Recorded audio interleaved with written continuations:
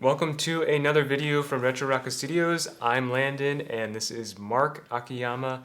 Today we're going to be talking about our 1 month review of using the Z9. It's been our workhorse for that whole month. I've been using a ton for photo work, doing some stuff with models, which you'll see in this video. And then Marc's also been using it for video. What little I've used it, it feels really, really great. I think the only thing that I haven't gotten used to so far on it, and it's probably just because I don't use it as often as he does, is it's cool that there's no shutter, mechanical shutter, but the sound is just not as satisfying as the Yeah. But that's a small gripe. But I mean, speaking of the sound of the shutter, there was like some sort of demo that Nikon did where they changed the firmware and you can change the sound of the shutter. And then they also said that they might allow that capability to customize the shutter sound a little bit more in the future, in a future firmware update. Anyway, I really enjoy using the Z9. I think the functionality of it is great, but also how it feels a lot better. And I don't find myself picking up my Z7 II as often now that I have the Z9, just because I like the way that the Z9 feels. I've gotten used to the size, and just picking up anything smaller just kind of feels like a toy. I think I've said that before in other videos, but I feel more inspired to do creative things when I have the Z9 in hand. I like the way it feels compared to like the Z6 that I have, this bad boy. Yeah, he had to build out his Z6 so it felt a little bit beefier. But so I don't really come into contact that much with the actual camera, because I've got the grip on the side and the handle, so I mostly do that. But even just like turning on the on button and everything on the Z9, it feels a lot nicer. The grip is definitely nicer. I love the eye cup, the actual eye cup instead of the rubber thing. I still can't get over that. Pulling out the screen feels so like nice and solid. It's so nice. As far as grips, the vertical grip, I feel like it feels a lot better than the horizontal grip.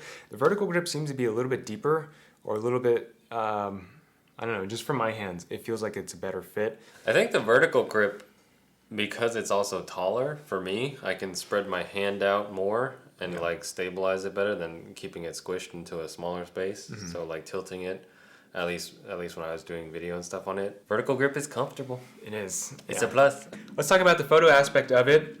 So I very rarely use the camera in manual focus. I almost always have it in some sort of area focus or autofocus. For the most part, I've been using the 3D tracking, and I find that works for me almost 90% of the time. That's become my new favorite way for focusing and for using the camera.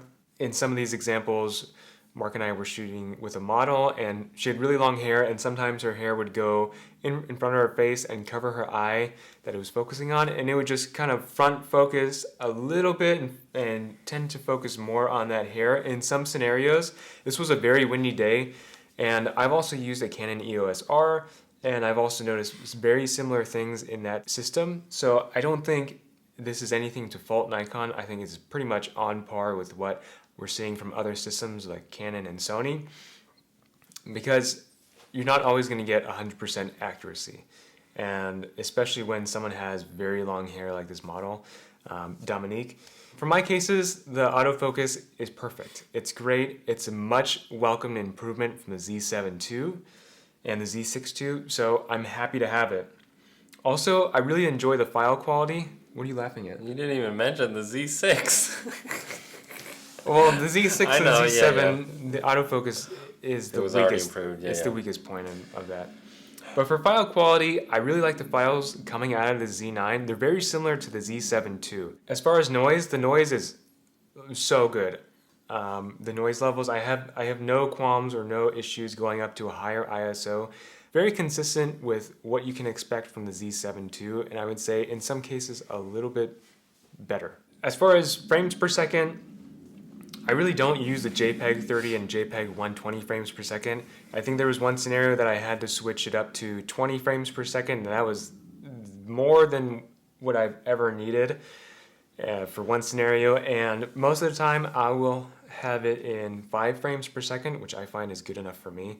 Anything other than that, and I feel like I just have too many files to cull through and to pick from, So let's go into video. So I've been kind of doing some small stuff with the video in the Z9, really testing out the N-Log and seeing how much I like it. I've started out using ProRes, which I thought I was going to enjoy more, but I ended up really liking the H.265 a lot better. The file sizes are a lot smaller, and I think the H.265 does a little bit better job color grading. It's not as heavy as ProRes, which I really enjoy. The noise at 800 ISO for N-Log it's manageable, but I would prefer, I mean, I know this is kind of like a standard thing, an industry standard that you can expect, but I would prefer having a lower ISO for the base of N-Log. I would like to reduce that noise in camera first rather than adding a denoiser or something in my post-editor process. The 4K 60 is great, uncropped, awesome. I haven't really used the 120 because I think 60 is slow enough and 120 starts to feel a little bit too slow. I think if I were doing more action stuff, then I would use 120. You know, rollerblading or something like bicycles or doing like some sort of surfing video, I would prefer 120, but 60p has been really great for me. One of the biggest features of having it built-in N-Log in the camera is having view assist. So view assist basically applies the LUT conversion just as a preview. It doesn't do anything to the export of the file, but just so that you can see on the back of the screen what it's going to look like in final. And I've noticed it's very, very accurate. It's probably the best way to set your white balance, set all of your settings beforehand in camera, make sure that those are correct. I do wish that there was a way to map a button to turn view assist on and off so that I can see it without the preview and with the preview really quickly. One issue that Mark and I had was mapping the FN button for vertical shooting to record video. You still can't do that. I'm still waiting for that in an update, but hopefully it comes. But I instead mapped the AF button in vertical position to record vertical when I need that. To start recording. To start recording and stop recording. Shooting the Z9 with our model when we did our tests, it's pretty handy. I found myself holding it kind of in a weird way, the vertical grip when we were doing vertical video, and then like kind of clutching the bottom of it, which is now the side grip after you rotate it.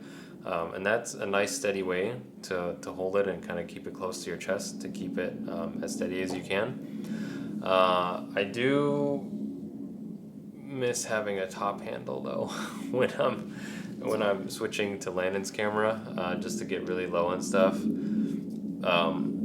Yeah, we don't have a cage yet. Yeah, why? I would wait on the cage because I reached out to Small Rig to see if they're going to come out with any more Z9 stuff. And they said they're going to talk to their R&D department and hopefully come up with more cage options. Because the one that they do have now, it's in pieces. So what else did you think shooting video with the model? This might just be because I don't have a lot of experience with it and the different autofocus functions. So we had her running her hand across the fence and I was trying to keep it locked on her hand, but it kept wanting to go to the fence instead, which was moving closer to the camera. And I don't really know, what are the different modes that you can use in video? Can you use 3D tracking? That's not a thing. That's not a thing. It's switched to subject tracking. Yeah, okay. So that one was, it kept going away from her hand, so that was a little frustrating. So I think I eventually switched just to single point autofocus, and I made the square smaller and positioned the square right on her hand, like with the joystick. And that worked better, but again, I had to ask Landon, hey, what's going on? which focus mode are you in? Because this one's not working. I need to shoot more video with yours, though, so I need more practice with that one. I will say I'm really surprised by the N-Log on the camera, and then how well the Z9 specific LUT works with the N-Log once you put it on. The colors look really good. Like, I haven't had to do any real corrections on it, just kind of stuff if we got the white balance wrong or if it changes between different times of day, then we correct for that. But other than that, the LUT on it works really well for the N-Log, so I think so far that's been the way to shoot for us. That's our Z9 update. We've been using it for a month. It's been very enjoyable. I love it. It's my keeper camera now. My daily driver. Hope so. It's too late to return. Have you guys gotten, have more of our viewers gotten the Z9 yet? I know a lot of you were waiting for it. We'd love to hear like what you guys are testing, see some of your stuff. I know YouTube doesn't like to comment links in the description, but just comment and tell us your channel and we'll go take a look. You can also DM us those links on Instagram. Yeah, because we're interested to see what everybody else is doing with the Z9 too, because not a lot of people are proud to carry the Nikon badge. We're proud. We're proud users. Yeah. We will see you in the next video. See ya. Bye.